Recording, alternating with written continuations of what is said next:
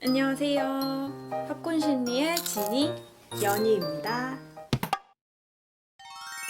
사소해서 지나칠 수 있는 ADHD 증상들. ADHD의 진단은 객관적인 주의력 검사와 구조화된 면담 등 임상가의 면밀한 평가로 이루어집니다. 이 중 몇 개를 경험했다고 해도 그것이 어린 시절부터 반복적으로 발생해온 행동 패턴이고 일상에 지장을 초래하거나 개인적으로 큰 고통을 야기할 때 병리의 수준이다라고 봅니다. 첫 번째, 유리문에 머리 박기. 주의를 기울이지 못하고 그냥 내 갈 길을만 생각하고 가다가 머리에 부딪히는 거라서 뭐 꼭 유리문이 아니더라도 그 문지방에 찌고 뭐 어디 뭐 이렇게 부딪혀서 막 멍들고 이런 게 막 자주 있다면 내가 좀 부주의한 부분이 있나? 행동이 먼저 앞서는 경향이 있나? 이렇게도 생각해 볼 수 있을 것 같아요. 물론 이게 한 번만 있다고 해서 ADHD다라고 할 수는 없지만, 왜냐하면 사람이 너무 피곤하고 뭐 잠 못 잤고 이러면 이럴 수 있잖아요. 근데 그게 아니라 나는 왠지 어렸을 때부터 쭉 이런 패턴이 있어 왔다 하면은 증상일 수 있어요. 식당 앞치마 메고 집에 감. 내가 만약에 너무 취했는데 이걸 가지고 왔다, 그러면 그건 그냥 알코올 때문에 그쵸. 일어난 일시적인 문제인데, 그게 아니라 나는 제정신일 때에도 이런 일들이 종종 있어 왔다, 그러면은 좀 눈여겨볼 필요가 있습니다. 볼게요. 손톱을 깎다 말면 ADHD. 손톱을 이제 깎는 것도 소소한 주의력이 필요하잖아요. 순서대로 다 깎고 이쪽 다 했으면은 여기 깎아야 되죠. 반대손으로 이렇게 깎고. 지속적인 주의가 좀 필요하죠, 어느 정도. 근데 여기서 이제 가끔씩 그런 경험을 할 수도 있어요. 어느 날 생활하다 보니까 뭔가 느낌이 이상해. 물체를 만질 때 느낌이 이상해서 보니까 어라? 세 번째까지만 깎고 여기가 길어. 네 번째 새끼 안 깎았네? 뭔가 다 한 줄 알고 여기로 이렇게 넘어간 걸 거예요.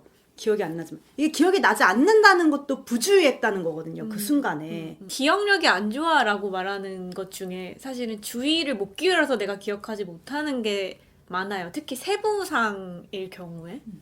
기억에 그 단계가 있잖아요. 가장 첫 번째 단계가 입력이에요. 인풋. 우리는 보통 기억하면은 당연히 인풋은 되는 거고, 그걸 저장해서 출력하는 과정에서 여기서 문제가 생긴 거를 기억이 안 난다, 잊었다라고 생각하는데, 그게 아니라 애초에 부주의한 사람들은 인풋이 안 됩니다. 주의를 기울이는 게 인풋이기 때문에. 자, 이거는 좀 이게 뭔데? 라고 하시는 분들 있을 수 있어요. 구멍에 손 넣기. 임상심리사 일을 하면서 공통적으로 느낀. 그게 무슨 구멍이냐면, 그냥 왜 그 컴퓨터 선들 정리하라고 한쪽 모퉁이에 이렇게 동그랗게 파져 있는 홈 있잖아요. 거기가 이제 그냥 노출이 되어 있었어요. 컴퓨터가 없는 자리였어가지고. 근데 이상하게 ADHD가 의심되는 그 분들의 검사를 할 때 아이고 어른이고를 떠나서 거기에 손을 넣으세요. 거기에 손을 얼마나 많이 넣었으면은 저희가 거기에 손을 넣었다는 것 자체가 혹시? 라는 생각을 하게 만들었었어요. 거의 검사 도구랑 마찬가지예요. 보통은 구멍이 있네 하고 넘길 만한 자극이잖아요. 근데 그게 아니라 저기에 손을 넣고 싶다 라는 생각에서 넘어서서 손까지 넣는. 그것도 그렇고 뭔가 꼼지락거리는 거. 그러니까 손을 가만히 내버려 두지 못하는. 그러니까 그냥 이렇게 가만히 있으면 되는데 뭔가를 만져야 되고 또 뭔가를 넣어봐야 되고 안절부절 못하는 어떤 하나의 행동일 수도 있을 것 같아요. 조금 더 어린 아이들을 검사할 때는 ADHD 친구들이 그렇게 그 독서대, 뭐 이렇게 연필, 책상 위에 올라와 있는 것들을 자꾸 만져요.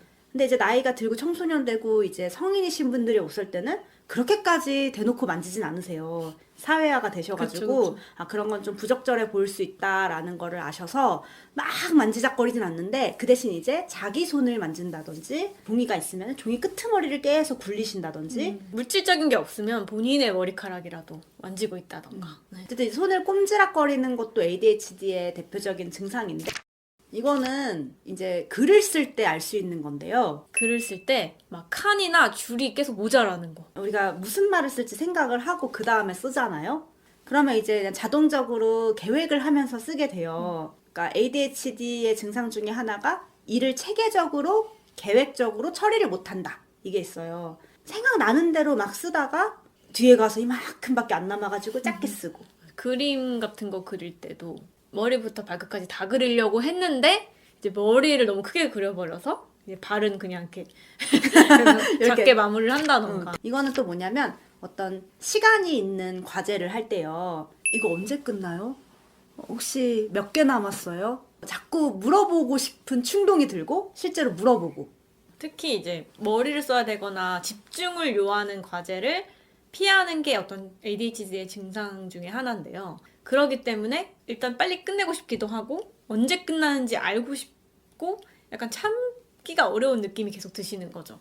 어떻게 보면 그 언제 끝나요? 라는 말을 안 참으시는 거죠. 충동성 증상이 조금 더 있는 ADHD 유형 같은 경우는 상대방의 말을 끊는다던가 필터랑 없이 계속 말을 하게 되는 경우도 있거든요. 그러면 이제 질문부터 시작해서 여러 가지 이제 말들을 하게 되죠. 발화량이 많은 경우가 있죠. ADHD에서 충동성 있는 경우에는.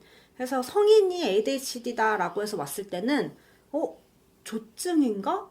헷갈릴 때가 있어요. 종종 발화량이 많고 두서 없어서. 약간 이제 산만하게 주제가 펼쳐지다 보니까.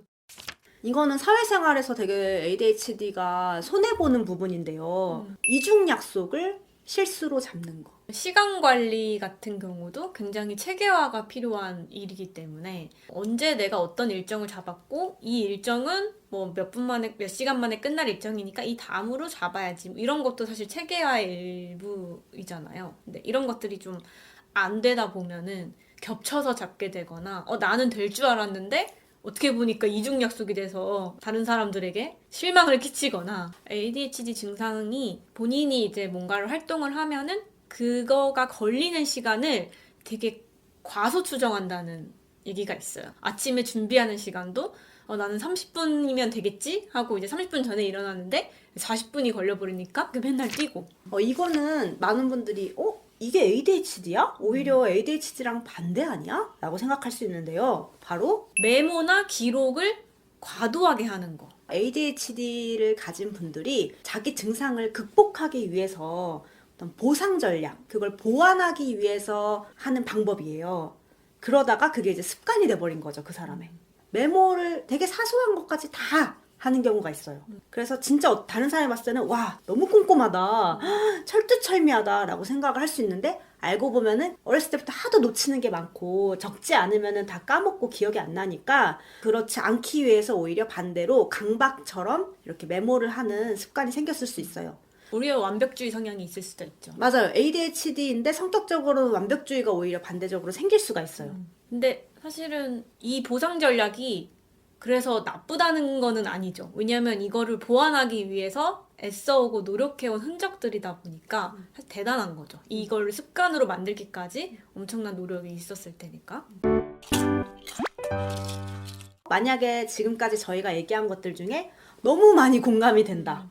그리고 이런 문제들이 아주 어렸을 때부터 쭉 있었던 일이다 하면은 어쩌면 ADHD 가능성이 있을 수 있으니까 한번 검사를 받아볼까? 하는 시도를 해보셔도 좋을 것 같아요. 끝!